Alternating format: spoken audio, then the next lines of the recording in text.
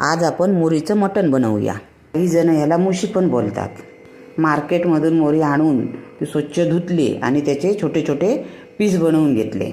आमसूल, मीठ, मालवणी मसाला, गरम मसाला हे सगळं घालून मी मिक्स करून 20 ते 25 मिनिटांसाठी झाकून ठेवलं। किसलेलं खोबरं, कांदा, लसूण, आलं, पहिल्यांदा कांदा भाजून घेतला, त्यानंतर आलं, लसूण आणि मिरची टाकली, तेल टाकलं आणि चांगलं परतून घेतलं। नंतर ओलं खोबरं टाकलं आणि ते चांगलं मी परतून घेतलं, चांगलं खमंग भाजून घेतलं मी आणि ते मिक्सरमध्ये लावून त्याची ग्रेव्ही बनवून घेतली।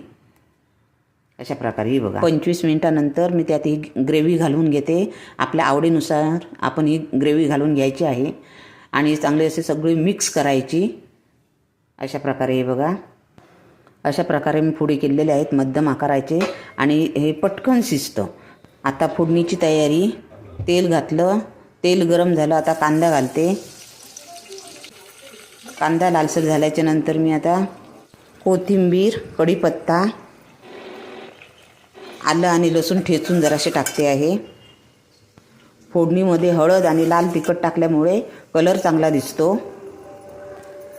आता मिक्स केलेलं सगळं मटण घालून घेते आणि तेलामध्ये हलक्या हाताने परतून घ्यायचं आहे। हलक्या हाताने एकदम सावकाश मी परतून घेते आहे। हे बघा, अशा प्रकारे सावकाश परतून घ्यायचं आहे तेलामध्ये। असं तेलामध्ये 2 मिनटं परतून झालं की वरती झाकण ठेवायचं आहे आणि झाकणवरती पाणी ओतायचं आहे आणि पाणी गरम झालं की तेच पाणी आतमध्ये ओतायचं। आपल्याला जेवढं घट्ट पातळ करायचं असेल त्या पद्धतीत आपण पाणी घालायचं।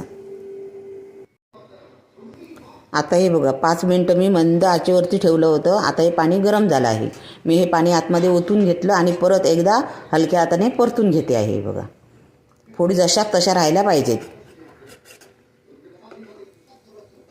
आता परत मी झाकून ठेवणार आहे।